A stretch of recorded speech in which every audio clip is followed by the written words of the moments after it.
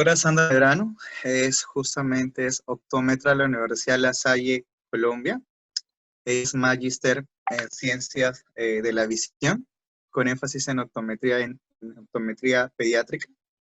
Es actualmente estudiante del PhD de óptica y optometría en España. Es directora de la especialización de entrenamiento visual y de terapia visual y ortóptica. Estoy bien, doctora, corríjame esa partecita. Y ella es docente de pregrado y posgrado de tanto de la especialidad como de la maestría y de pregrado de la Universidad de La Salle. También es conferencista nacional y nacional. También tiene algún review, tiene algún capítulo escrito dentro de los libros más importantes, creo, del mundo, dentro de lo que viene es el área de terapia visual. Es investigadora de muchos artículos actualmente y esperamos, por favor, que le podamos sacar nuevamente provecho. Doctora, muchísimas gracias siempre. Es un honor tenerla, solo con su conocimiento, sino con esa. Y pues, ¿qué más le puedo decir, doctora? Que gracias y a cada uno de ustedes, chicos, por siempre confiar en nosotros y esperamos que podamos aprender hoy día, esta noche, muchísimas cosas. Y estoy seguro que la doctora, siempre tan querida, nos va a ver todo lo de ella. Muchísimas gracias, doctora. No, Giancarlo, el agradecimiento es mío hacia ustedes, porque realmente para mí es un placer siempre compartir con ustedes. Creo que son escenarios para eso, para compartir, porque yo siento que ya el nivel de Perú es muy bueno, a nivel académico ya nosotros estamos hablando muy cercano, nos estamos entendiendo en muchas áreas y creo que eso es un beneficio para ambos países. Así que me alegra mucho poder estar acá con ustedes. Gracias a todos. Gracias a ANOP por permitirme estar acá y gracias a nuestros acompañantes, que sabemos que es una hora de descanso, una hora de familia, pero pues aún así quisimos conectarnos para compartir en este momento. Bueno, Giancarlo, tú me dices si arrancamos ya. Yo creo que sí, mi doctora hermosa. Comenzamos Bueno, de una. Giancarlo. Listo. Bueno, entonces la idea del día de hoy es hablar un poquito sobre el entrenamiento visual en atletas de élite. Lo que tenemos pensado es en principio tratar de hacer como un manejo previo a ese momento que es el entrenamiento, porque no se puede desconocer que debe haber una etapa inicial muy importante que siempre se debe tener en cuenta en un atleta de élite. En principio, ¿quién sería un atleta de élite? Nosotros sabemos que hay diferentes tipos de deportistas que ejercen ese tipo de actividad con objetivos distintos. Puede ser porque simplemente quieren realizar algún tipo de deporte, en ese caso nosotros lo llamamos como una actividad física, aunque sea un tipo de deporte, pero aquellos que ya entran en nivel de competencia son aquellos que nosotros ya denominamos deportistas, y los de alto rendimiento, atletas de élite, son aquellos que ya están en unos niveles de competencia más altos, que han tenido participación a nivel nacional y quizá también a nivel internacional. El objetivo de ellos, por supuesto, ya es distinto y obviamente el tiempo que le dedican al entrenamiento es mucho mayor. Esa es la diferencia, por eso quiero contextualizar un poquito con respecto a eso en principio. También contarles, perdón, yo quito esto un momentico para que... Contarles en principio de dónde viene la visión deportiva. La visión deportiva, pues nosotros pensamos que es algo muy novedoso, que es algo nuevo y resulta que no. La visión deportiva ya tiene muchísimo tiempo de creada. De hecho, fue en 1920 con este deportista Baby Ruth, el que ustedes están viendo acá, que era un ícono de los Yankees, era un personaje que siempre sobresalía por la capacidad de precisión, la cantidad de concreciones que tenían las jugadas y la mínima capacidad de error que él tenía.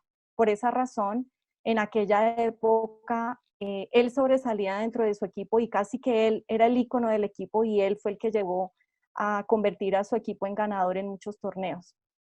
Quisieron estudiarlo en ese momento porque no sabían por qué razón era que él tenía tanta diferencia con respecto a sus compañeros. Le hicieron diferentes estudios a nivel cerebral, a nivel visual, y lo que encontraron en concreto es que esas habilidades visuales que él tenía eran mucho más desarrolladas en relación con sus compañeros. Por esa razón fue que se empezó a interrogar si realmente él tenía más desarrolladas esas habilidades, se podían entrenar, se podían también mejorar en los demás. Así que empezaron los estudios. En principio ese tema de visión deportiva fue surgiendo en el momento de la evaluación, de tener en cuenta la salud ocular del deportista, de tener en cuenta la prevención. Y después empezaron a surgir las publicaciones, los estudios. Ya en 1978 nació la asociación en la Academia Americana y empiezan a desarrollarse test específicos para hacer el diagnóstico de visión deportiva en los deportistas, y posteriormente ya empieza a hacer representación, optometría y visión deportiva en los Juegos Olímpicos de Atenas. En ese momento ya empieza a ser mucho más fuerte, nacen las asociaciones de visión deportiva y nosotros sabemos pues que las potencias realmente en este tema han sido Estados Unidos principalmente, Inglaterra, Australia y Europa en estos momentos también tiene un fuerte trabajo en relación a ese tema. ¿Qué aspectos se tienen en cuenta en el deporte? De una manera general, pues nosotros no podemos desconocer que hay unas áreas que trabajan en conjunto con la optometría y en el área específicamente de visión deportiva para realmente poder potenciar a un deportista de élite. Dentro de esas habilidades o esas capacidades que se deben fortalecer está la fuerza, la flexibilidad, la velocidad de reacción, que aquí tiene mucho que ver con el sistema visual, porque es tratar de que ese tiempo de respuesta sea mucho menor a través del ingreso de información visual, resistencia y velocidad. Pero todo esto se trabaja con el entrenador, se trabaja con el terapeuta físico. También es importante tener en cuenta la psicología deportiva. Para mí, en la experiencia que he tenido con los deportistas, pienso que es una cosa clave, es determinante. Y para nosotros es importante también, y lo he descubierto durante el proceso del entrenamiento, porque cuando uno tiene ciertos tips desde el área de psicología, uno puede aplicarlos en el momento del entrenamiento para ir en concordancia con el objetivo que se tiene desde psicología. Cada deportista tiene una particularidad, cada deportista tiene su propia historia, cada deportista tiene sus actitudes propias, su forma de ser, y creo que en esa misma línea nosotros debemos tratar de articularnos con ellos para lograr un resultado óptimo. Obviamente dentro de este equipo debe entrar y en conjunto con todas estas áreas nosotros podemos hacer un impacto a nivel cerebral. Realmente el manejo que se hace llega a ser un manejo que activa unas rutas nuevas en el cerebro y fortalece muchas otras que ya quizá el deportista ha venido trabajando durante el tiempo de su proceso de formación en el deporte en específico. Hay diferentes trabajos de investigación que soportan lo que nosotros hacemos. Aquí, por ejemplo, vemos un trabajo que se realiza con diferentes pruebas. Se los quise traer específicamente es para mostrarles que todas estas valoraciones que se hacen son previas a una potenciación como tal del sistema visual. Es decir, que nosotros primero tenemos que evaluar cómo está el sistema oculomotor, el sistema binocular, esas capacidades visomotoras específicas y sensoriales con las que contamos con ese deportista para luego empezar a potenciar esas habilidades. Ya luego cuando empieza la etapa de potenciación, por ejemplo, en este tipo de trabajo, lo que hacen es medir algunos aspectos específicos como la capacidad que va mejorando en el tiempo de la terapia. Ustedes ven acá la cantidad de sesiones a través del tiempo y cómo va subiendo esa habilidad. En la medida en que va transcurriendo el tiempo, la habilidad, por supuesto, se ve mejorada. Todo esto se ha encontrado en términos de plasticidad con la repetición, siempre con la repetición de la prueba y la retroalimentación. También se ha encontrado que la cantidad de errores en respuesta, sobre todo en respuesta visomotora y en respuesta de capacidad de decisión, empiezan a disminuir en la medida en que el deportista sigue haciendo el número de sesiones que se requieren. Y la cantidad también de tiempos van mejorando en concreto durante el tiempo del entrenamiento visual. Hay muchos otros trabajos de investigación. Ya nosotros hemos podido encontrar que vienen diferenciados en los distintos deportes y creo que eso es fundamental porque cuando nosotros abordamos deportistas de élite hay que tener en cuenta qué tipo de deporte practica. No todos los deportes son iguales, no todos se abordan de la misma manera, no todos los entrenamientos se hacen igual y no todas las necesidades son iguales. Todas las necesidades quizá pueden variar dependiendo de lo que se necesite en ese deporte. Cuando son trabajos de equipo, hay unas demandas un poco diversas a cuando es un deporte en el cual participa una sola persona. Otra situación que hay que tener en cuenta es si ese deportista debe mantenerse en una situación estática o en movimiento.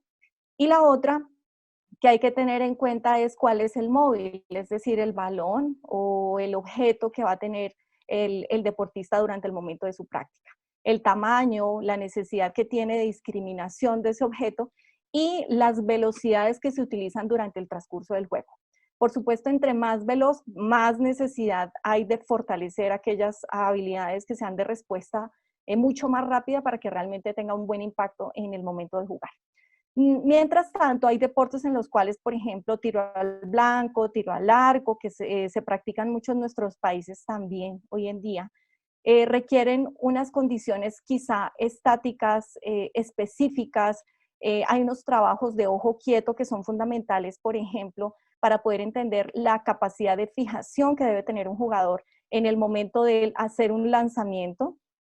También se trabaja mucho, por ejemplo, en el básquet, cuando necesita hacer un tiro al libre o cuando un jugador de fútbol necesita patear para un penalti. Entonces, quiere decir que nosotros tenemos que tener en cuenta todas esas características para saber qué necesita el jugador. Y dependiendo si es un trabajo en equipo, por ejemplo, hay que tener en cuenta qué tipo de ubicación tiene el jugador dentro de la cancha. No es lo mismo un delantero a un defensa y hay que mirar la posición en la que se encuentre para saber qué necesidades específicas requiere. Entonces, es así como encontramos trabajos de investigación de mejora de ese desempeño, por ejemplo, en el béisbol. El béisbol es uno de los deportes quizá más exigentes por la velocidad que requiere, por ese tiempo de respuesta que es muy veloz. Creo que es uno de los deportes más exigentes desde el punto de vista de la capacidad de respuesta y la precisión y la visión estereoscópica que debe tener ese jugador. Los efectos del entrenamiento visual también se han venido trabajando desde el punto de vista de la prevención de lesiones, no solamente en entrenamiento para potenciar esas habilidades, sino como un jugador, en la medida en que entrena más, puede ser capaz de disminuir la rata de error y la rata de contusiones que se pueden generar con él mismo o con su compañero. ¿Por qué razón? Si él es más preciso a la hora de realizar un pase, a la hora de concretar una jugada, pues él va a estar jugando mucho más tranquilo con la organización que tenía estructurada, pero si sucede alguna eventualidad en la cual él responda de una manera no adecuada en un momento del partido, muy seguramente un compañero va a tener que responder de una manera rápida, intentando salvar una jugada que él ha realizado. Ahí es cuando se presentan muchas veces las lesiones. Entonces, por eso también se ha venido trabajando con respecto a la prevención de lesiones precisamente en el entrenamiento visual, que es otro de los beneficios que nosotros como entrenadores les brindamos a los equipos para que los conozcan y sepan qué beneficios tiene esto. Por supuesto, tener en cuenta todas las habilidades de campo visual. Aquí nosotros no estamos hablando específicamente de patologías, aunque hay que tenerlas en cuenta, sino de esa capacidad de que el jugador sea consciente de lo que hay en su periferia. En los deportes de equipo principalmente es donde más relevante viene a ser el campo visual o la visión periférica. Sin embargo, hay deportes, por ejemplo, como en el golf, en los cuales también necesita esa capacidad y una capacidad de profundidad muy, muy importante para que tenga una respuesta válida. La capacidad de mantenimiento de la atención, y eso tiene que ver con todo el desempeño perceptual, cognitivo. Por esas razones que más adelante vamos a ver que son capacidades que se van articulando durante el entrenamiento visual. Y desempeño en el tiempo de reacción, que creo que eso es algo que es muy importante en la gran mayoría de los deportes que trabajamos muy profundamente cuando hacemos el entrenamiento visual. ¿Cuáles son esos aspectos importantes entonces para trabajar dentro de ese entrenamiento? Obviamente en nuestro sistema visual, que ya lo vamos a profundizar un poco más, el sistema y el sistema oculomotor. que tiene una relación con el sistema vestibular, el sistema oculovestibular y la propiocepción.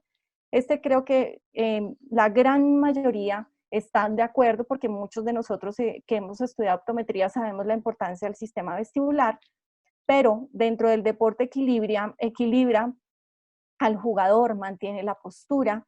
Gracias también a esta propiocepción es que se permiten respuestas en motoras de tipo reflejo mucho más rápidas, se mantiene la estática del cuerpo y el jugador es capaz de concretar muy bien perceptualmente cómo está ubicado y en qué situación durante el momento de la cancha. Contribuye también a lo que en visión deportiva se llama el gesto deportivo, la ubicación, el control corporal, cómo debe estar ubicado dentro de la cancha para mantener una postura adecuada que le proporcione mayor facilidad cuando responde a un balón o cuando lo va, por ejemplo, a tirar. El sistema auditivo y el sistema táctil, porque son sistemas sensoriales que junto con el sistema visual permiten que se ingrese información del entorno y, por supuesto, todo esto permite que se genere un desarrollo y un control motor adecuado. Nosotros lo que queremos es que tenga un movimiento voluntario adecuado, que hayan respuestas reflejas también, porque a veces se requiere movimientos de tipo automático, es decir, que el jugador no tenga que pensar la jugada, sino que la haga rápida, porque ya la tiene automatizada, la tiene ubicada dentro de su ruta cerebral. Y estos tres aspectos son supremamente importantes porque ellos van a permitir un filtrado o van a realizar más bien un filtrado de la información necesaria para que el jugador pueda ver las situaciones realmente relevantes en el momento del juego. No todo es importante durante un partido. Yo tengo un sistema visual apropiado y soy capaz de ver muchas cosas durante el momento de un partido, pero no todo es relevante para mí como jugador. Necesito saber qué es lo fundamental para mí. Eso es lo que se necesita hacer, filtrar información para que realmente tenga una respuesta adecuada. Entonces llegamos al punto que creo que muchas veces he repetido en varias situaciones, pero que creo que es importante tener en cuenta y es la salud ocular en principio, el sistema óptico, sobre todo con atletas de élite, ya más adelante van a ver ustedes con unos casos por qué esto es fundamental y no podemos empezar a entrenar por entrenar. Simplemente hay que tener en cuenta todos estos aspectos de una manera organizada y previa para que el resultado en el entrenamiento realmente sea el que nosotros queremos. Evaluar el polo posterior, si hay alguna disfunción, si hay alguna patología, el segmento anterior, ya ahorita vamos a ver por qué razón. Luego de que hacemos esto, concretamos cuál es la corrección y evaluamos el sistema muscular, pero sobre todo aquí tenemos en cuenta la visión binocular. Esa visión binocular es clave en el deporte, está descrito en varios trabajos, precisamente porque la visión binocular es la que va a permitir realizar un cálculo de las distancias mucho más apropiado en el momento del juego. Y la percepción visual, que involucra diversas habilidades también, ahí está la lateralidad, la integración bilateral, está la respuesta visomotora y está el análisis visual, que es muy importante, y la atención visual. Entonces, hay muchos factores que influyen en ese rendimiento deportivo y el sistema visual, si no funciona bien, pues puede proporcionar de alguna manera momentos que sean inadecuados y que se cometa errores, por ejemplo, en la interpretación de las jugadas, que haya unos tiempos de respuesta que no son los adecuados, que llegue tarde frente a un estímulo visual y también que haya riesgo de lesiones, como les estaba comentando hace un momento. Aquí, por ejemplo, tenemos un video de Ronaldo, él está trabajando acá, le están haciendo una evaluación realmente, lo que querían mirar era cómo realizaba él la fijación con el eye tracker, que es el que ustedes están viendo acá, cómo realiza él la fijación durante el momento de la jugada. Le han colocado un contrincante y ese contrincante es un jugador amateur, es decir, que es una persona que apenas se inicia en el juego del fútbol. Mientras tanto, pues Ronaldo tiene toda la experiencia del caso y también hace entrenamiento visual. Aquí le colocan su eye tracker y ellos están analizando qué pasa. Ya luego que hacen ese análisis, lo que van observando es qué hace Ronaldo durante el tiempo de la jugada cuando él está con el balón. Y lo que se dan cuenta es que tiene una habilidad en el sistema visual muy específica. Él lo que hace no es concentrarse propiamente en el balón, sino él está viendo hacia dónde va con el balón, pero además está viendo los movimientos del tronco inferior de su contrincante. Esas son habilidades que se van desarrollando con el tiempo y son habilidades que requieren experiencia, pero también son habilidades que nosotros podemos ayudar a desarrollar durante el entrenamiento visual. Acá, ya en el otro jugador, pues lo que se ve es que él está pendiente todo el tiempo del balón, está todo el tiempo enfocado al balón. Mientras tanto, Ronaldo está pendiente de un entorno y ahí necesitamos un campo de visión específico inferior que muchas veces nosotros no trabajamos porque pensamos que el campo visual solamente es hacia los lados. Hay que trabajar el campo visual inferior y esa es una de las cosas que he aprendido en la experiencia ya entrenando sobre todo con personas en el área de karate. Ellos necesitan ese campo visual inferior para saber cómo están ubicados, hacia dónde van y qué tipo de respuestas pueden generar. Hay un modelo que ustedes podrían encontrar en la literatura de procesamiento de información en el deporte y lo primero que se presenta aquí es el sistema sensorial. Cuando hablamos de sistema sensorial son todos esos mecanismos receptores. El sistema visual, el sistema auditivo, el sistema táctil, el sistema propioceptivo. ¿Cómo recibe la información? A través de todos esos receptores. Reciben esta información y la pasan a esas áreas primarias específicamente para luego pasar a la área secundaria, que es donde se realiza el proceso de procesamiento e interpretación de lo que se ve o lo que se oye o lo que se siente. Es allí donde se empieza a generar una detección y una selección apropiada de esa información que ingresa. ¿Para qué? Para que ese jugador sea capaz de realizar unas tomas de decisión en tiempos muy rápidos y generar unas estrategias de respuesta. Es decir, que después de que él toma esa decisión en milisegundos, ahí sí se genera un mecanismo de tipo efector, cuando nosotros vemos ya la respuesta de tipo motora. Y eso, por supuesto, proviene de una tarea que ya es del sistema muscular, pero con un lineamiento que viene desde el sistema cerebral. Para que se realice todo el tiempo este modelo, se necesita también una retroalimentación intrínseca, es decir, un feedback, y una retroalimentación extrínseca. Este feedback intrínseco, nosotros trabajamos mucho en él como entrenadores visuales. ¿Cómo lo hacemos? Durante todo el tiempo del entrenamiento siempre tenemos que estar mirando qué necesita él de retroalimentación, qué errores comete cuando está haciendo el entrenamiento, qué situaciones deben mejorar, porque a veces no solamente son errores, en qué cosas hay que modificar y que el jugador lo entienda y lo comprenda. No es solamente decirle, haz este ejercicio, haz este entrenamiento, sino que él sepa cómo lo debe hacer, cómo lo debe mejorar y qué finalidad tiene eso. Y hay un mecanismo de retroalimentación extrínseco que proviene ya del entorno, puede ser del entrenador, puede ser del equipo que está trabajando, del staff o de los mismos compañeros, que también es importante para el jugador. Y finalmente, con todo este proceso que viene repitiendo una y otra vez, pues se genera un tipo de memoria que también es importante, es la memoria operativa, todo el trabajo de tipo cognitivo que es fundamental en el jugador. Y bien, todo esto se va, por supuesto, a ver mejorado en la medida que el jugador tiene más cantidad de experiencia. Obviamente eso marca mucho la diferencia. Es así como nos damos cuenta que todas esas habilidades que acabamos de mencionar, todas esas cosas que están ocurriendo en ese modelo, pues se representan a nivel cerebral. Nosotros sabemos que aquí están los globos oculares, entra la información por ese sistema óptico, por ese nervio óptico. El 20% de esas fibras van a pasar a este cerebro medio, quedan en los colículos superiores y allí nosotros sabemos que tienen una función muy importante en la motilidad y el resto de la información va a pasar a la corteza occipital. Pero ¿qué ocurre? Aquí en la corteza occipital hay funciones de recepción de información, pero luego de interpretación de la información, cuando nosotros hablamos de área secundaria. Es decir, área primaria se recibe información, área secundaria se interpreta lo que se ve, que no es lo mismo. Cuando ya esa información está interpretada desde allí, empieza a pasar esa información a otras áreas cerebrales dependiendo de la necesidad.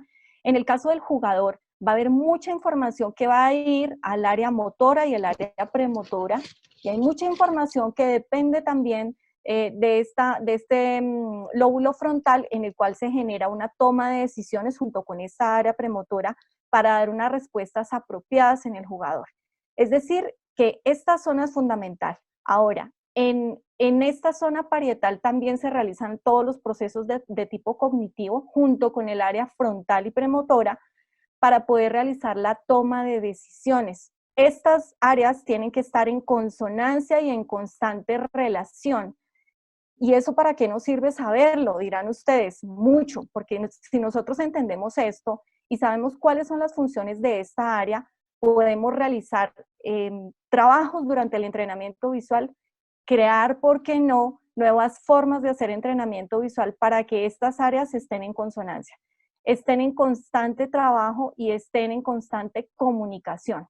El sistema auditivo también forma parte importante allí porque cuando nosotros hablamos, por supuesto, de deportistas convencionales, el sistema auditivo es fundamental. Suena el pito, el entrenador está hablando, el compañero gritó, el capitán normalmente es el que toma la batuta del equipo y ese capitán debe tener unas habilidades específicas y por eso con él hay que trabajar también de una forma especial. Precisamente porque tiene que estar articulado ese sistema visual con ese sistema auditivo de una manera apropiada y en últimas, empezar a involucrar ese sistema motor. Si ustedes se dan cuenta, casi que hay la gran representación de cuando nosotros hacemos entrenamiento visual está casi en todo el cerebro. Esa información que llega allí también se va de forma descendente hacia todas las áreas de respuesta motora, las extremidades superiores e inferiores para que él pueda responder. Pero de manera ascendente también cuando tocamos, cuando percibimos, viene información sensorial que llega aquí para dar respuesta también, para generar ese procesamiento más bien y generar una respuesta de tipo motor que sea apropiada en ese jugador. En conclusión, ¿se necesitan todos los sentidos? Sí, pero el sistema visual es el que comanda la mayor parte de la información con base en esto que acabamos de ver. Pero ese sistema visual no se puede trabajar de forma aislada. La enseñanza de esta imagen es que el sistema visual debe estar articulado con los demás sistemas, con el sistema motor, con el sistema de toma de decisiones, con el sistema de tipo cognitivo y con los demás órganos de los sentidos, para realmente tener un impacto positivo en el entrenamiento visual deportivo. Ahí nosotros vemos en diferentes publicaciones, esta es una, pero hay diferentes publicaciones, hay otras que tienen más cantidad de deportes. Esta es una que está en español, hay muchas otras en inglés, de los deportes que se pueden practicar y las habilidades específicamente que provienen desde el sistema visual. Si ustedes hacen un barrido general en una calificación de 1 a 5, se pueden dar cuenta que en todos los deportes se requiere el sistema visual.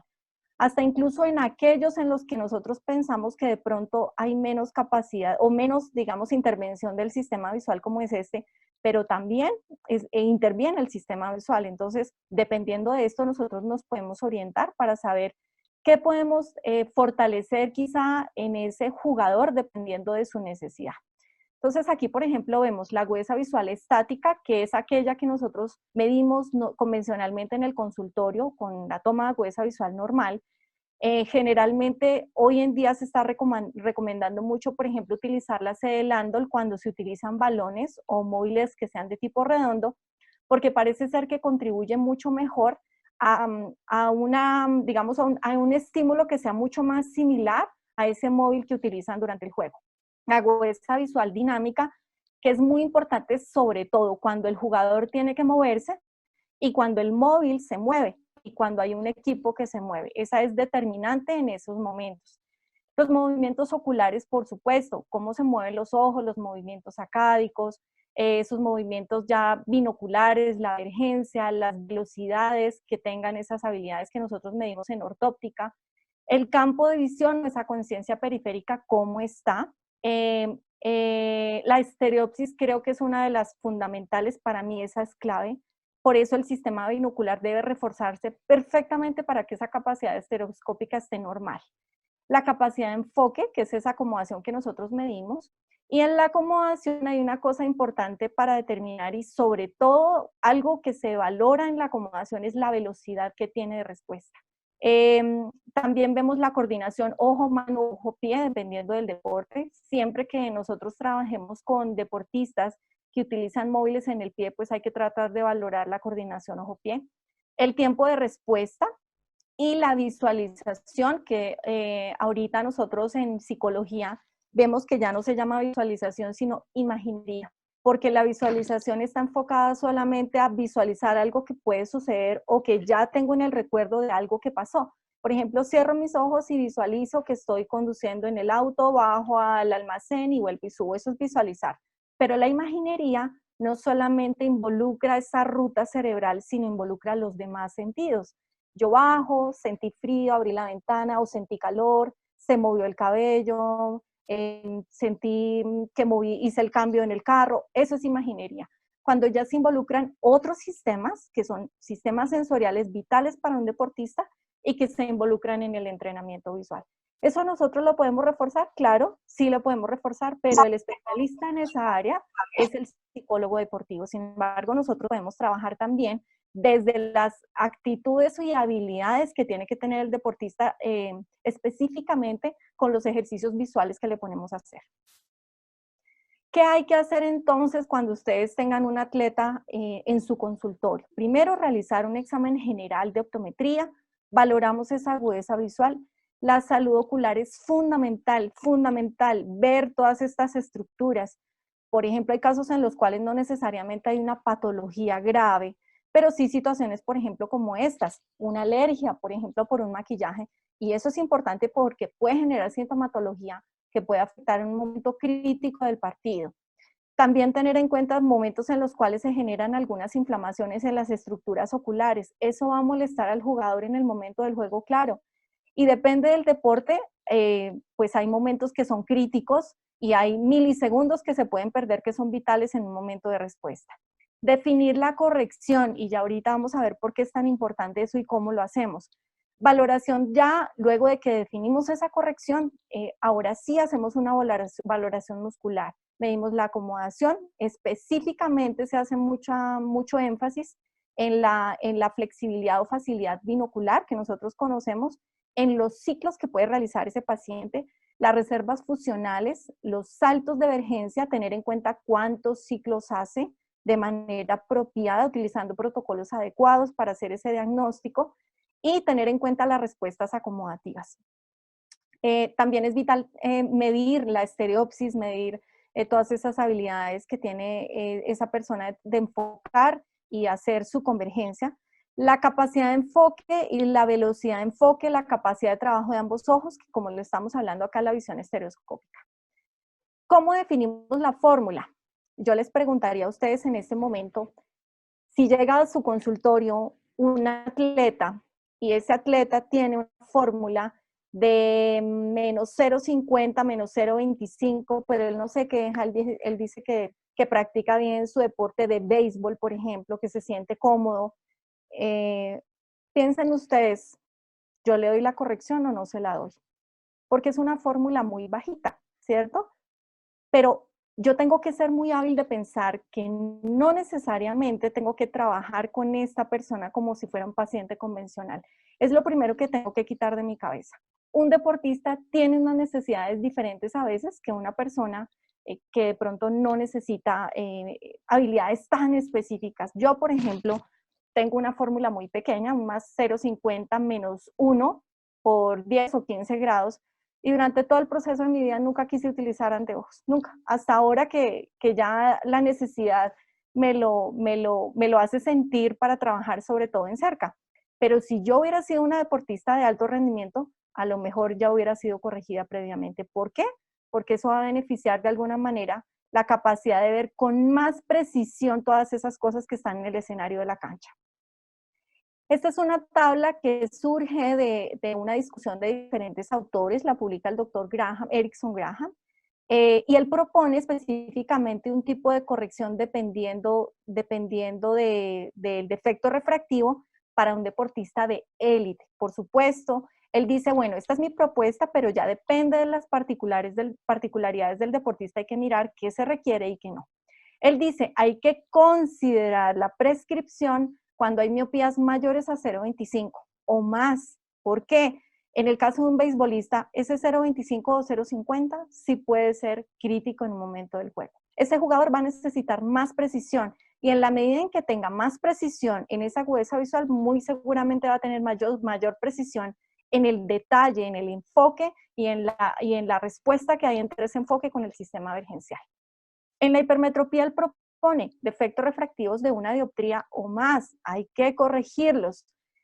Y él que dice, bueno, muchas veces nosotros encontramos un más 1.25, más 1.50 y la persona ve bien, uno dice, pero ¿para qué la corrijo? No tiene síntomas, no está incómodo, ¿para qué? Pero ¿qué pasa? Él dice, y hay trabajos en los cuales se ha encontrado que en defecto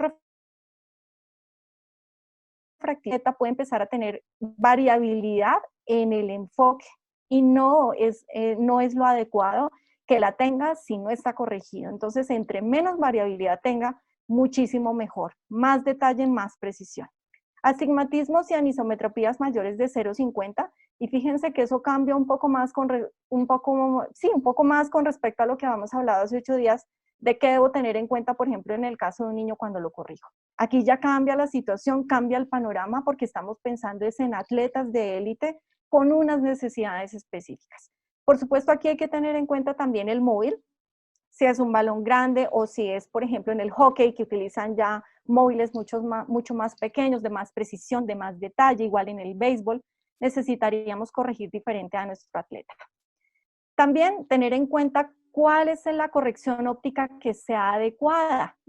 Aquí me estoy refiriendo específicamente si se requiere, por ejemplo, una montura deportiva, tiene que ser una montura muy bien elegida. A veces uno ve monturas, incluso en los eventos académicos, que no son las más apropiadas. ¿Por qué? Porque no tienen suficiente campo de visión. Acá vemos que esta otorga a ese deportista un campo de visión amplio, pero además de todo que tenga facilidad del pase de aire en la periferia para que no genere empañamiento. En casos especiales, por ejemplo, nosotros podemos conseguir para nuestros jugadores unos pañitos y unos líquidos especiales antiempañantes que tienen más o menos 300 usos, es decir, que durante el año lo podríamos utilizar todo el tiempo para evitar que se empañe, porque ese empañamiento es crítico, es gravísimo en un momento importante de un partido, en una final, en un campeonato internacional. Entonces eso hay que elegirlo muy bien, el ajuste en la cara y la protección que debe tener. Tener en cuenta, aquí no me quedó debajo la imagen del lente de contacto, era una imagen de adaptación del lente de contacto blando. Principalmente se recomienda el lente de contacto blando porque hay deportes en los cuales vemos con más frecuencia este tipo de situaciones que pueden generar algún tipo de lesión en el segmento anterior. Y si adaptamos, por ejemplo, un lente de contacto rígido para este deportista, podría ser más grave. Ya vemos que hay jugadores que pueden sufrir algún tipo de lesiones, injurias también que están descritas a nivel de la literatura, que pueden ser precisamente o por este tipo de situaciones o porque hay algún aditamiento, por ejemplo, unas gafas de protección que a veces terminan siendo la causa de la lesión ocular. Ya vemos aquí trabajos de investigación en los cuales se ha determinado cuáles son los deportes que mayor riesgo tienen de lesión. Creo que es algo determinante de tener en cuenta antes de empezar un entrenamiento con un jugador. Y es ver, bueno, ¿qué juega él? ¿Qué tipo de características tiene su juego para saber yo qué le voy a adaptar en un momento dado cuando lo requiera? Específicamente en el fútbol se ha visto que es uno de los quizá deportes que nosotros más practicamos acá, tanto en Perú como en Colombia, a nivel latinoamericano. Y aquí hay una gran cantidad, una frecuencia alta, relativamente alta, de lesiones a nivel ocular que bien vale la pena tener en cuenta antes de adaptar una corrección óptica. Otros deportes que vienen en línea acá debajo, está el squash, el badminton, el rugby, porque son deportes de contacto también. El tenis, que muchas veces termina siendo una lesión por una mala situación en el momento con la raqueta o con la pelota. El cricket, que es muy similar, y el hockey, precisamente también por el tipo de estímulo que puede utilizarse o por el contacto que puede tener con el jugador. En el béisbol también hay una gran cantidad de lesiones, como vemos aquí, por ejemplo, en Estados Unidos. El básquetbol en Estados Unidos es uno de los deportes que más lesiones oculares tiene. Sabemos que aquí en Latinoamérica se practica relativamente de manera frecuente. En el ciclismo, dependiendo si hay una caída o se lastima con algún aditamento, por ejemplo, de su instrumento de movilidad, o en el fútbol americano, pues porque sabemos que hay un contacto también importante. Aquí, por ejemplo, en Colombia ya se está fortaleciendo ese fútbol americano, entonces en ellos hay que tener en cuenta qué tipo de corrección también utilizamos. Y el resto de deportes es muy similar a lo que se encontraba acá en Gran Bretaña.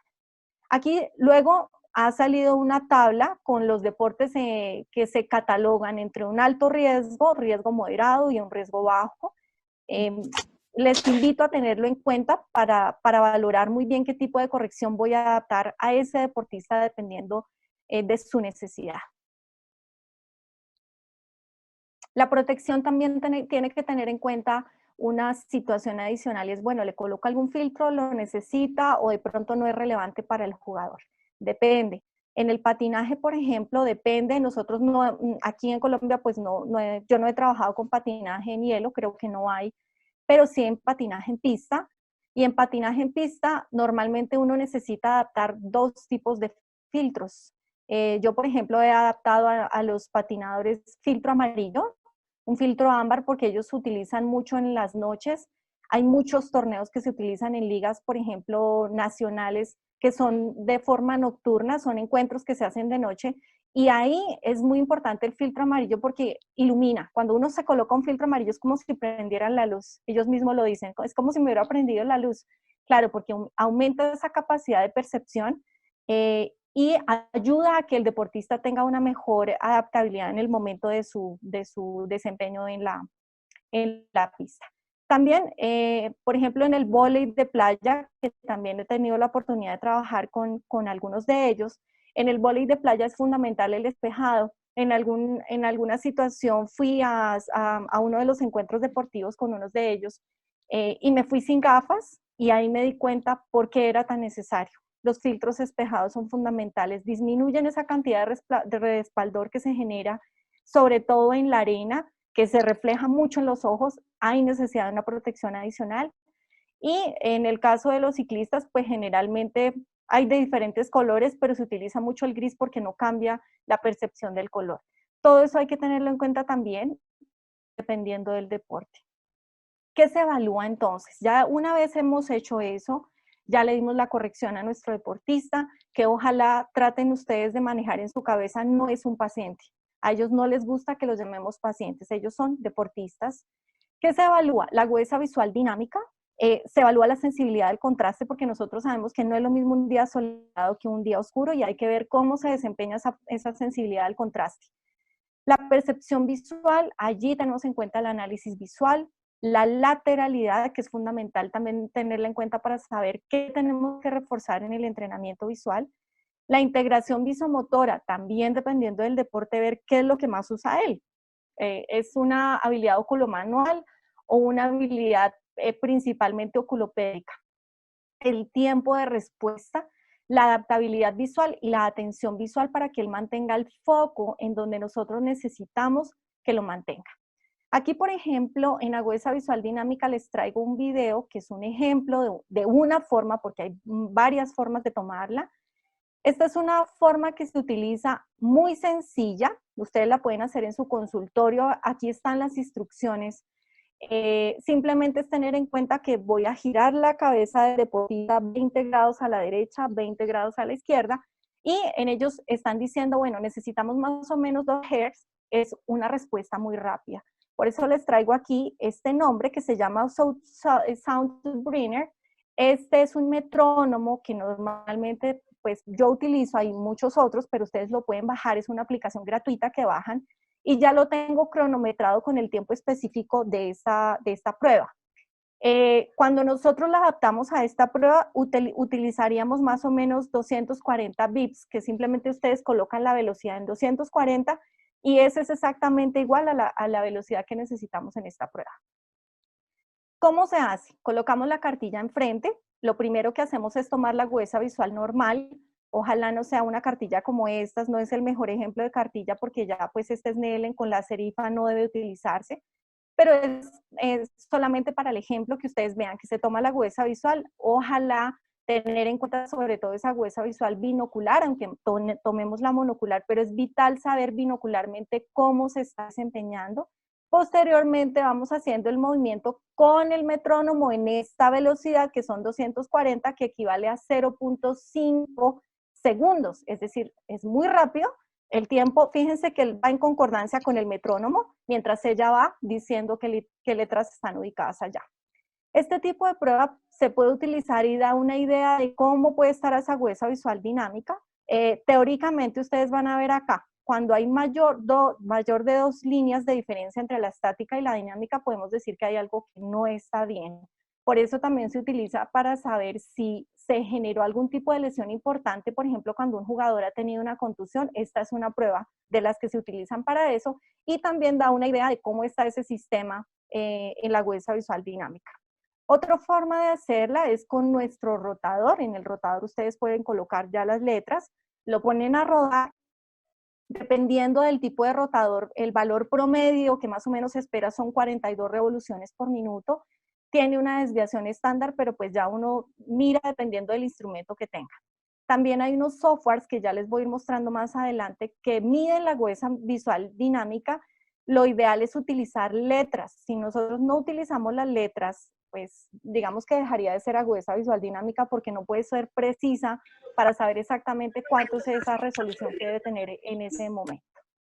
Tomar también la sensibilidad al contraste y la visión estereoscópica. La visión estereoscópica nosotros por lo regular la tomamos en cerca con diferentes tipos de pruebas, utilizamos mucho el rando, del frisbee, pero en el deporte que requiere una capacidad de percepción en visión lejana, es trascendental tomar la capacidad de profundidad o de estereopsis con una prueba en visión lejana, porque no es lo mismo tomar esa capacidad en cerca y tratar de inferir que en visión lejana sea igual, no es igual.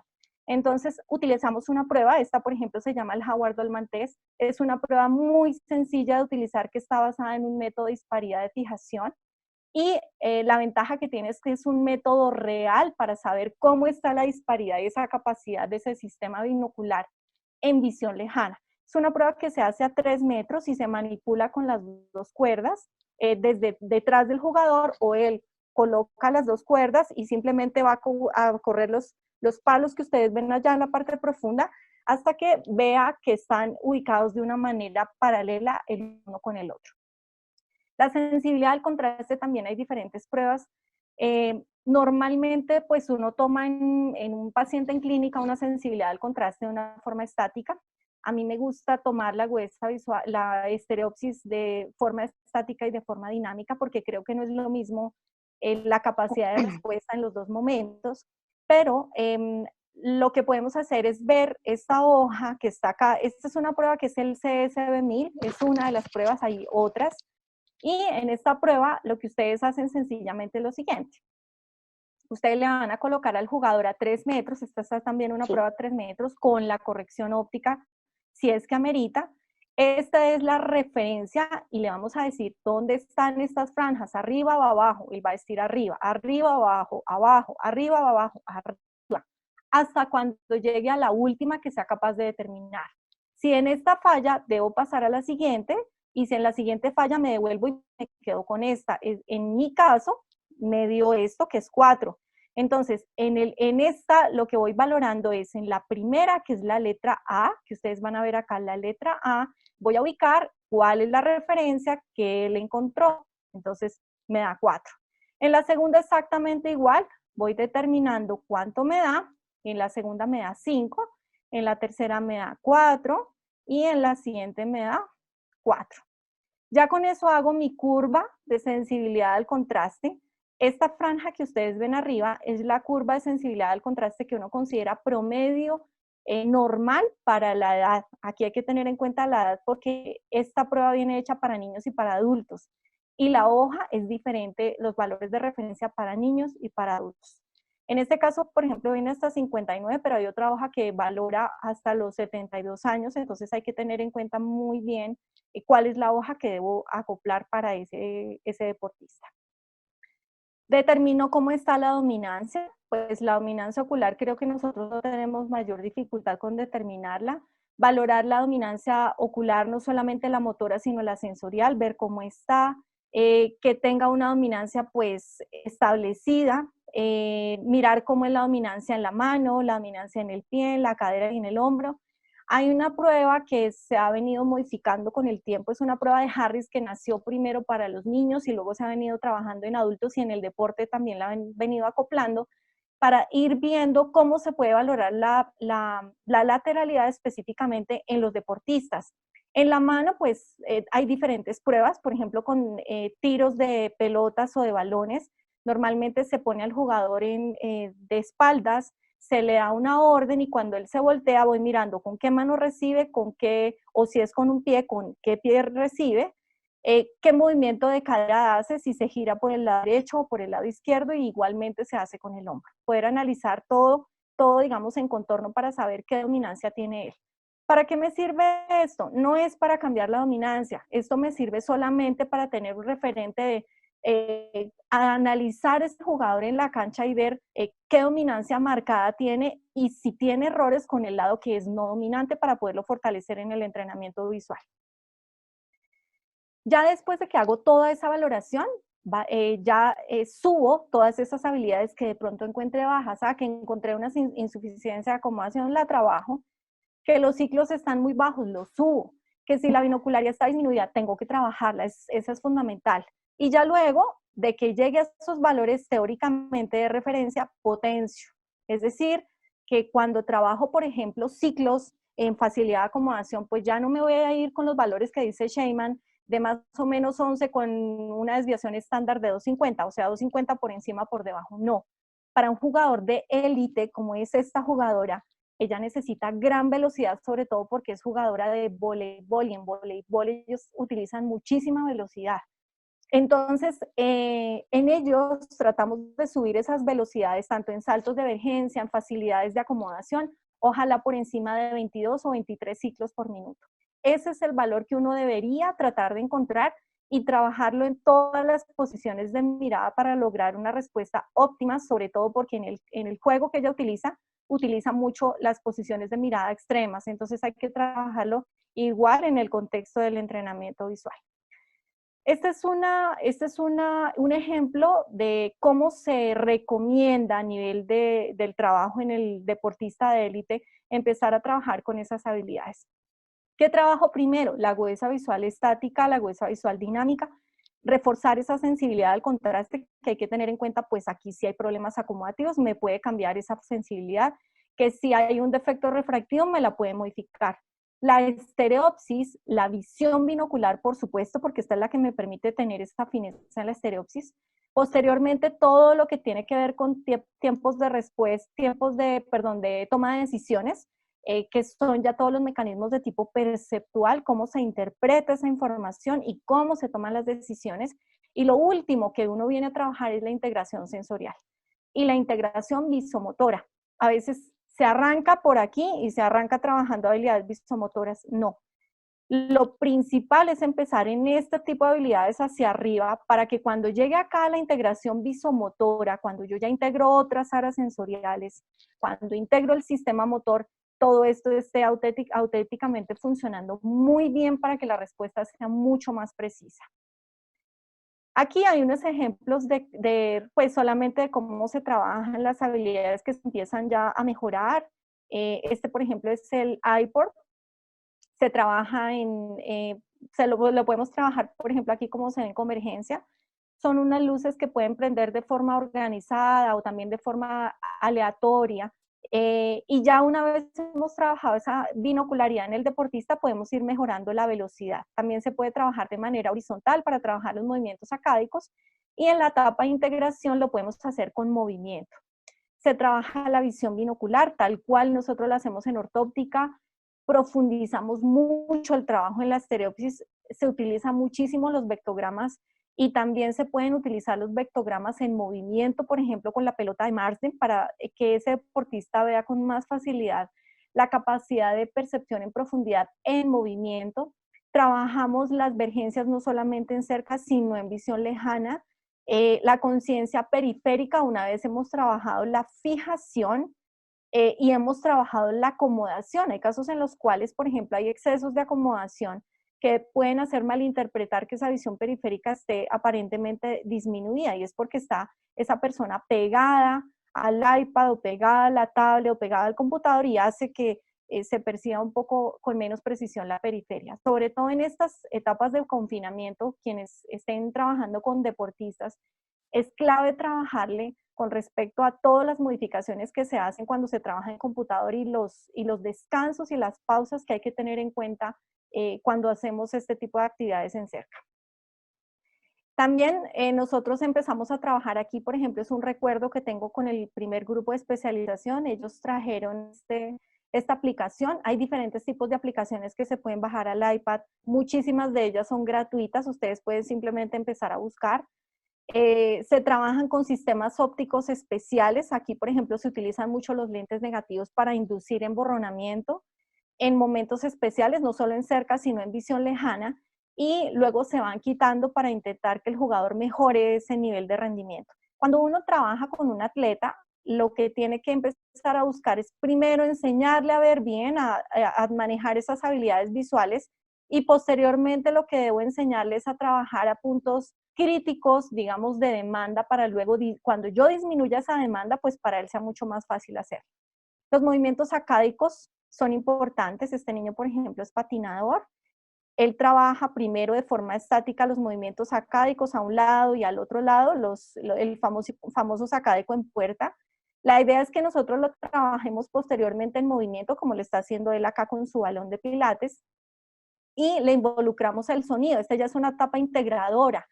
En esa etapa integradora vamos incrementando el nivel de velocidad y vamos haciendo siempre retroalimentación. Aquí te saltaste una, te faltó esta otra. Y también decirle lo bueno que hace. Aquí lo hiciste muy bien, te faltó una, pero seguiste sin problema, esa es la idea. Cuando uno le hace esa retroalimentación para el jugador es fundamental, porque mejora en la siguiente prueba que haga, muy seguramente ese error que pudo haber cometido previamente. Trabajamos también ya con los aditamentos de juego específicos. Por ejemplo, en el caso de él, que es un jugador de tenis de mesa, también se trabajó en la primera corte de especialización. Ellos trabajaron ya un tiempo de respuesta rápida. Este tipo de instrumentos como el FitLight son muy bonitos porque uno puede manejar, digamos, a su comodidad lo que quiera configurar en el software. Entonces, diferentes velocidades, diferentes colores, dependiendo de lo que uno desee. También se le puede manipular, por ejemplo, para que el sensor tenga una respuesta más arriba o más abajo, o simplemente que lo toque.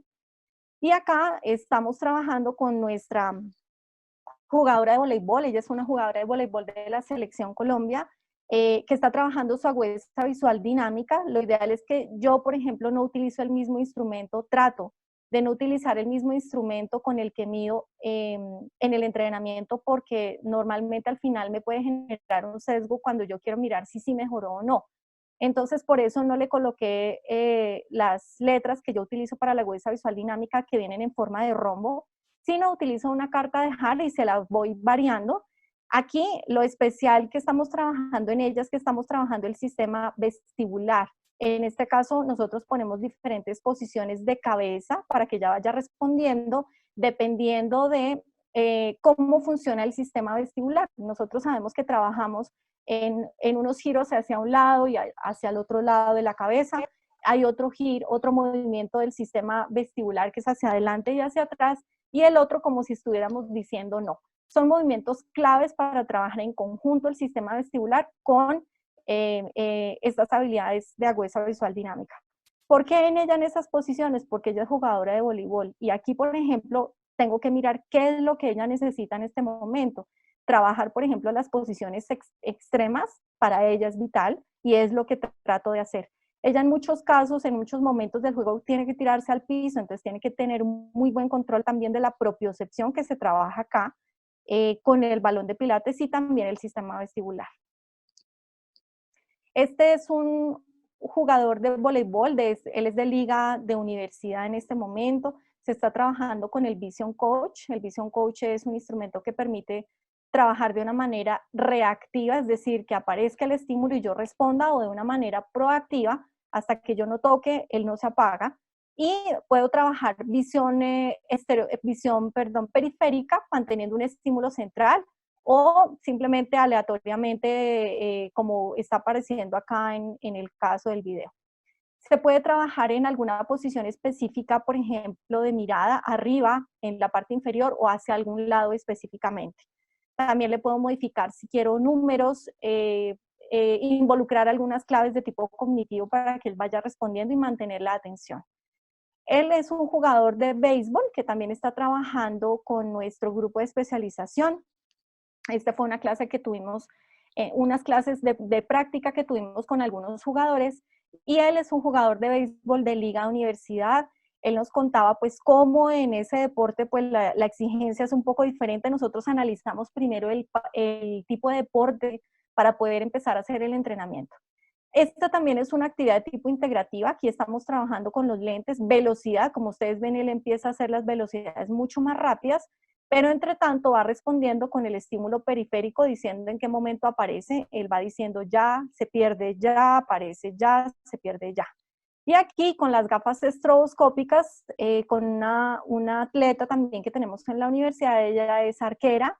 Aquí se está viendo un tiempo de respuesta. Con las gafas estroboscópicas se trabaja anticipación, se puede trabajar impredecibilidad para que ella, sobre todo en este tipo digamos, de trabajos como es el ser arquera, necesitan tener una muy buena capacidad de respuesta, anticipación y respuesta refleja. Por eso ahí es vital trabajar con estímulos, ojalá un poco más pequeños de los que ella está acostumbrada, como el balón, para que después cuando sea un estímulo más grande se le haga más fácil el trabajo. Aquí trabajamos con un equipo ellos son Kickboxing Liga Bogotá. Estamos trabajando con los prismas Yoke. Permiten trabajar adaptabilidad, son excelentes para trabajar adaptabilidad. En el caso de los muchachos ya le estamos involucrando otras habilidades. Aquí, como ustedes ven, los estudiantes son quienes les están haciendo el entrenamiento. Y se puede utilizar, por ejemplo, las bombas para trabajar de manera periférica, pues de una manera mucho más precisa. Aquí estamos trabajando con otro de nuestros atletas paralímpicos. Con él se trabaja ya un área también integradora. En el caso del deporte paralímpico, pues hay que tener unas precisiones porque esos deportes tienen una especificidad, quizá un poco dependiendo de la discapacidad que tenga cada deportista. Pero aquí solamente para mostrarles que se trabaja con las gafas estroboscópicas, la pelota de Marden para trabajar respuesta visomotora. Mientras tanto, él tiene que dar cuenta de las letras que va viendo acá y tiene que ir trabajando también con las cartas de Hara al frente para ir diciendo el orden en el que va leyendo las letras. Es decir, que se aumenta el nivel de dificultad. Aquí la barra de equilibrio, que es fundamental para trabajar el sistema propioceptivo, para trabajar el equilibrio precisamente. También podemos involucrar habilidades visuales específicas cuando vamos trabajando allí, respuestas motoras y el sistema propioceptivo si quiero poner algún gesto o algún tipo de movimiento corporal distinto específicamente dependiendo del deporte. Aquí trabajamos con una de nuestras karatecas, también se ponen los estímulos dependiendo de la necesidad del deporte y vamos trabajando con unas cartas específicas de habilidades visuales en movimientos sacádicos. Aquí estamos trabajando habilidades ya de tipo cognitivo, como son velocidad en la toma de decisiones y en velocidad de respuesta también para que ella vaya tomando decisiones mucho más apropiadas. Hay otros insumos que se pueden colocar y funcionan muy bien, como por ejemplo la escalera de agilidad. Hay muchos aditamentos a nivel del área del deporte como tal que podemos ir trabajando. Las barras de equilibrio o el sistema de equilibrio que nosotros podemos colocar en piso para mejorar mucho más ese sistema oculovestibular. Estos ya son unos videos que se bajaron de internet, son algunos métodos que se utilizan en Europa, son basados en el fenómeno Stroop, es el método SBTA que se utiliza con colores. Ellos básicamente trabajan, creo que son las mismas funciones, visomotora, visocognitiva, porque aquí se tiene mucho en cuenta que se aumenta el nivel de dificultad para que ellos puedan responder de una manera más rápida en un momento determinante del juego. Se involucran habilidades que vayan en conjunto con respuesta motora, no solamente a nivel de ojo-mano, sino de ojo-pie en movimiento corporal. Aquí hay unos estímulos ubicados en el piso, él va leyendo y de acuerdo al color va generando la respuesta motora. Aquí en el lado derecho ustedes ya ven el SBT, que es otra de los software que se utilizan mucho para entrenamiento visual deportivo. Hay unos que son de tablero grande, hay unos que son de menor cantidad de estímulo, pero sirven mucho para trabajar velocidad de respuesta, campo de visión, integración visomotora y contraste. Aquí ya se empiezan a hacer habilidades de tipo integrador, también con estímulos periféricos, dependiendo de si yo quiero, por ejemplo, trabajar en el área de fútbol. Este es era uno de nuestros, o es uno de nuestros egresados que estaba haciendo unas respuestas frente a estímulos que se iban colocando con el field light en conos en forma periférica para que él vaya respondiendo en diferentes áreas, en diferentes posiciones de mirada.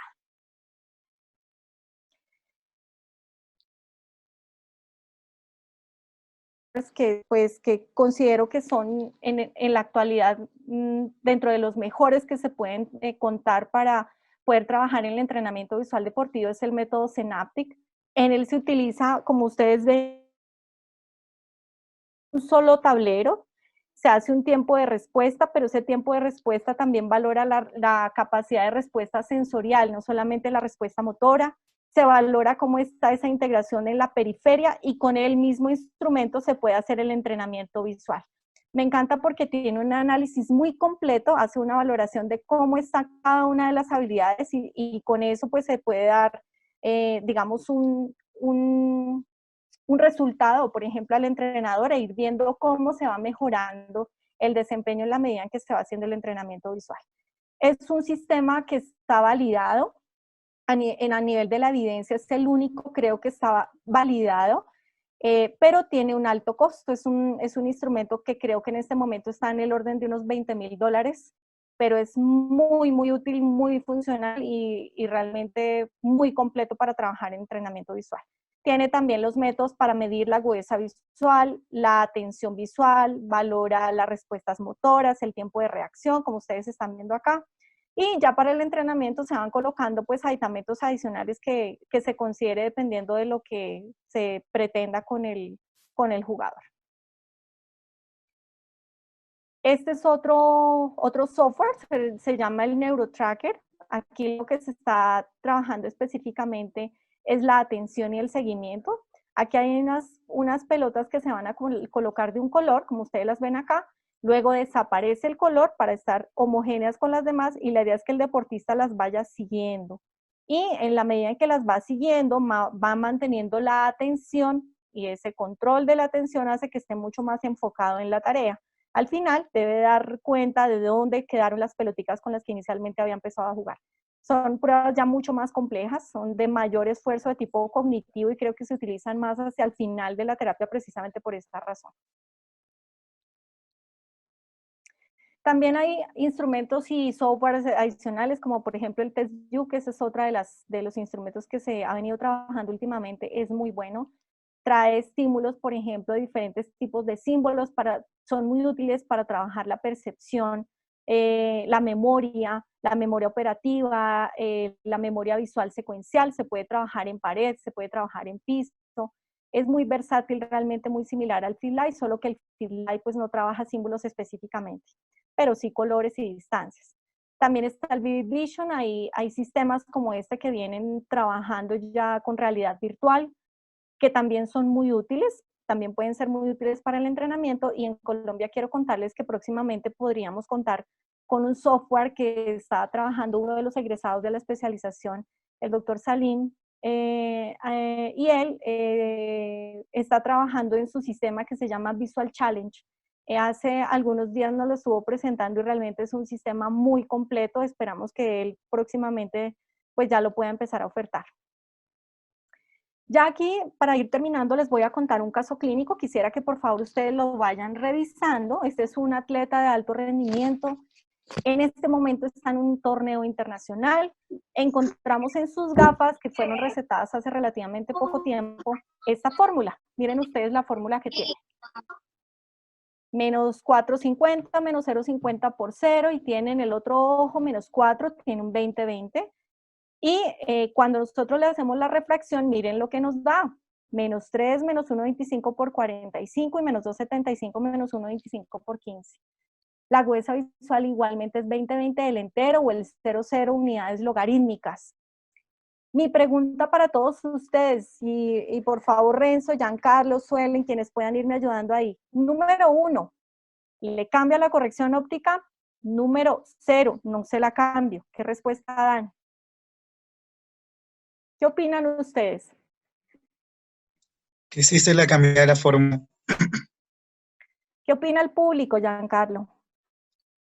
¿Qué opinan? A ver, lo que están indicando aquí, a ver, ¿me permites? Sí. 1, 1 1, o 0. 1, 1, 1, 1.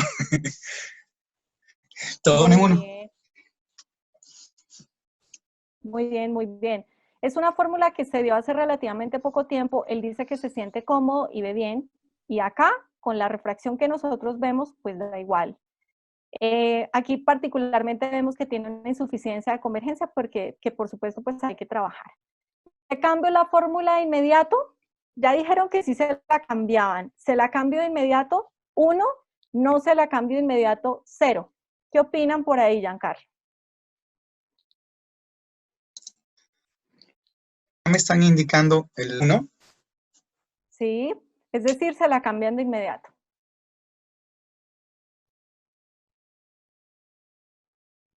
¿Alguno que haya puesto 0? Todos son 1, mi doc. Señor. 0. Ya fueron 2. 0, Muy 0, bien.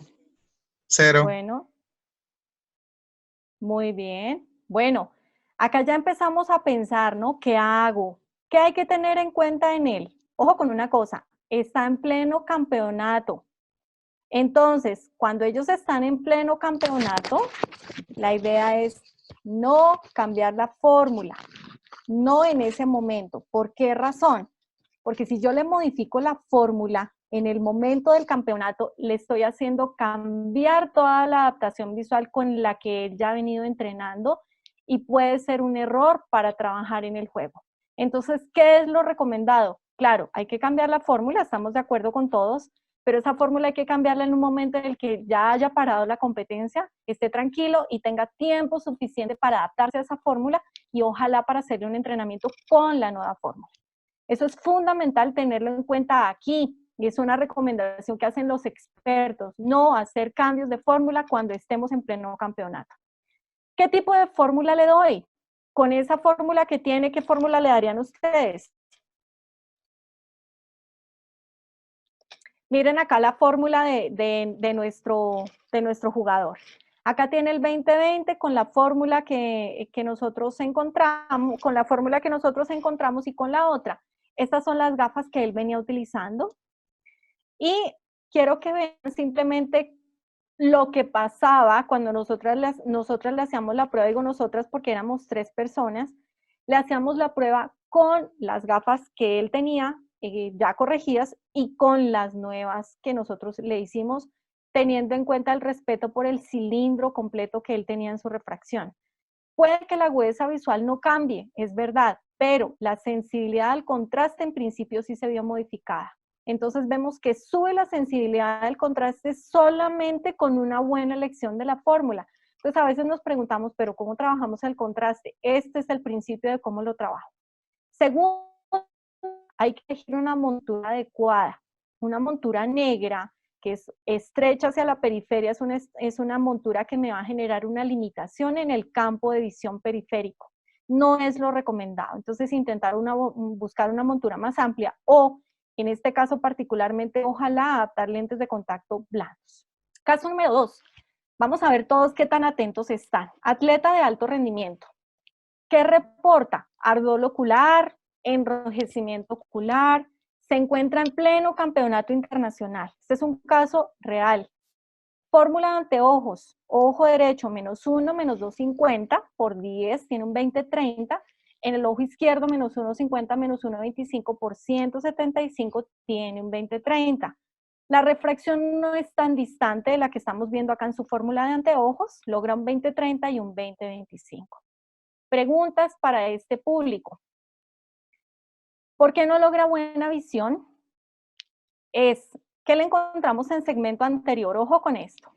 Le encontramos esta imagen en el segmento anterior, cuando hicimos la prueba del boot. Ustedes ven acá estas áreas en las cuales se evidencia sencillamente que ella tiene una queratitis punteada superficial. Tiene un enrojecimiento, vemos acá que a los vasos están como proliferados hacia la periferia, y eso hace sospechar que algo esté sucediendo con el estado de su lágrima. Nosotros ya en la universidad, pues que tenemos el queratograph, hicimos una valoración y lo que pudimos encontrar en el caso de ella, que de hecho ya se sospechaba solamente con esta prueba, es que tiene un ojo seco de tipo evaporativo. ¿Qué hay que hacer con el manejo de esta atleta, que es la misma de la fórmula de los anteojos? ¿Por qué no logra buena visión? ¿Por qué no logra buena visión? Esa es la primera pregunta que nos hacemos. Sencillamente por esta razón. Por esta. ¿Qué ocurre? En la literatura está descrito que cuando hay alteraciones en la lágrima, sea jugador o no, pero por supuesto en el jugador puede ser crítico, se pueden generar daños a nivel de la superficie, puede suceder. En el caso de una evaporativa, lo que ocurre es que hay una inflamación en las glándulas de meibomio, pero lo que más nos interesa entender es qué pasa en la sintomatología. Miren lo que ocurre. Puede generarse fluctuación de la visión con el parpadeo. Primera cosa crítica para un jugador de élite. Segundo, visión borrosa, fatiga, y también se empieza a generar un cambio en la percepción de la luminosidad. Miren la imagen con esa sintomatología que tiene este atleta y sin ese ojo seco de tipo evaporativo, ¿cómo vería? Entonces, si nosotros estamos viendo un atleta que está viendo en estas condiciones, obviamente va a tener unas respuestas muy probablemente que no son las más precisas en el juego. ¿Qué quiere decir esto? Pues que lo primero que tengo que solucionar es esta situación. Entonces, ojo a la salud ocular de esos atletas. ¿Ese efecto refractivo es amblyopizante? No, ya lo vimos hace 8 días. No es un defecto amblyopizante, por lo tanto, no pienso en ambliopía con ese efecto refractivo a pesar de que tenga un 20-30. Esa razón de esa agudeza visual es por este ojo seco evaporativo. ¿Le cambio la fórmula? No. ¿Por qué no se la cambio? Porque está en pleno campeonato. Hay que esperar a que ella salga de ese campeonato para cambiar la fórmula. Si es que necesita cambio por algún tipo de especificidad en el lente de contacto o en las gafas que estén rayadas o demás. La fórmula como tal pues es muy similar, no tiene necesidad de cambio, pero lo que sí es urgente es empezar a controlar este ojo seco evaporativo con su lubricante ocular pues de forma adecuada para que pueda trabajar mejor. Estas cosas pues pueden ser relevantes en un atleta de élite y es un mensaje que quiero dejarles porque a veces estamos muy concentrados en cómo se entrena, en los músculos, en las respuestas motoras, pero no le prestamos atención a esto y es fundamental. Ya lo último que quiero decirles es que hay que trabajar en el enfoque, en la atención y en la integración.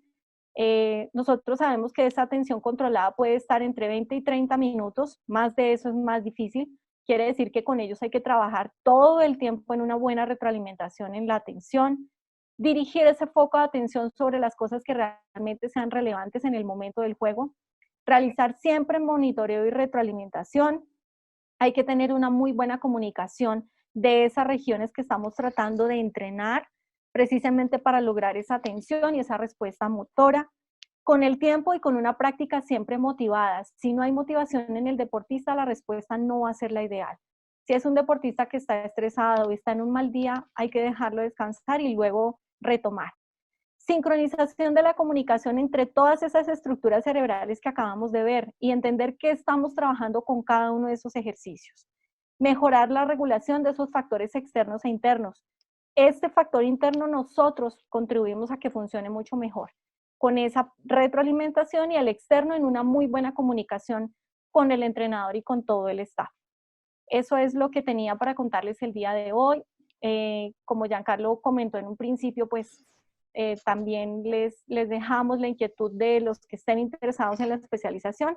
Por favor, escribirme a este correo, con mucho gusto los atenderé. Estoy pendiente de las preguntas. Si hay preguntas, con mucho gusto. Muchísimas gracias, doctora hermosa, de verdad. Súper, hay muchas cosas nuevas que uno ha aprendido y creo que el conocimiento termina y hay muchas cosas. Claro que sí hay preguntas, pero nuevamente gracias a usted por el tiempo y porque este tipo de cosas son las que van a marcar la diferencia para adquirir nuevas, por lo menos si no somos especialistas en el área, adquirir nuevas destrezas y habilidades para poder hacer un diagnóstico más preciso y referirlo al especialista.